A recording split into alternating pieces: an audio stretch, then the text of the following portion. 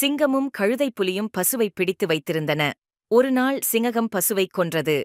கழுதைப்புலி தன் குட்டியை சிங்கத்திடம் அனுப்பி தன் பங்கைக் கேட்டது.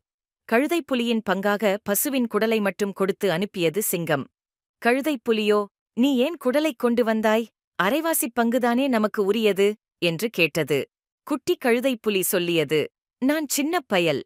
பெரியவர்கள் கொடுப்பதைத்தான் கொண்டு வர முடியும். நான் எப்படி சிங்கத்தோடு விவாதிக்க முடியும்?" அதைக் கேட்டு கோபமான கழுதைப்புலி அந்தக் குடலோடு சிங்கத்தைப் பார்க்கப் போனது. சிங்கம் உணவை உண்டு குகைக்குள் ஓய்வெடுத்துக் கொண்டிருந்தது.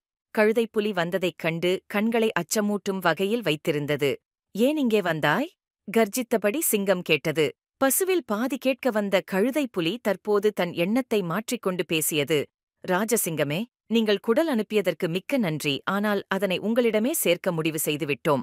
குடலை சிங்கத்திடம் கொடுத்துவிட்டு திரும்பிய கழுதைப்புலியிடம் குட்டி கேட்டது. "பசுவில் பாதி கேட்கப் போன நீங்கள் குடலையும் கொடுத்துவிட்டு வருகிறீர்களே?"